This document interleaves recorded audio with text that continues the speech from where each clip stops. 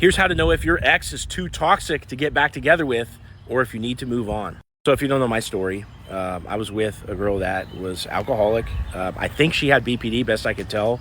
And we were together for about a year and a half, which ended in her cheating on me being an idiot and trying to keep her back in the mix, okay?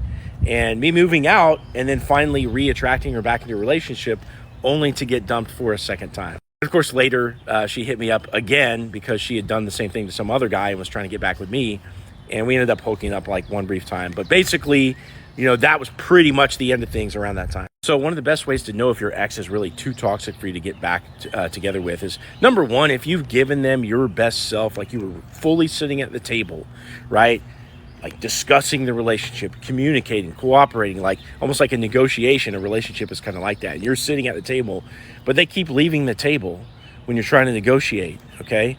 It means that they don't want to take accountability or negotiate with you. They just want it their way. If they're constantly threatening breaking up with you, okay, that's a manipulation, not cooperation. That's toxic. Now, if you're constantly getting gut feelings that they're out, probably with the wrong people at the wrong times, they're not really telling you where they're at. You haven't got to meet their friends in certain friend groups, situations like that, your gut is going to know, it's going to make you feel weird. And that's another sign that your ex is toxic. Now, one of the other signs that your ex is toxic and it's really not worth it to stay with them is that you're constantly on this roller coaster ride of emotions all the time. Half the time it's really, really good. There's connection and it's fun and everything's great. But then the next time it's like, it's just absolute shit because you guys don't know how to communicate or argue properly. It's because they're doing dumb stuff like maybe drinking too much and making poor decisions or whatever the case is.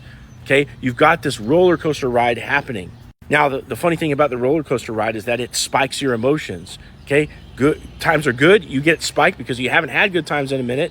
Okay, times are bad, you get spiked because now you're getting negative energy. And this kind of push-pull energy has a dramatic effect on you as a person. Even if you have a secure attachment style, it's still affecting you. So the bottom line is when you have this kind of chaos in your life due to the poor decisions of your partner, even if you love the shit out of them, you would die for them, you would do anything for them. You wish that you could fix their problems.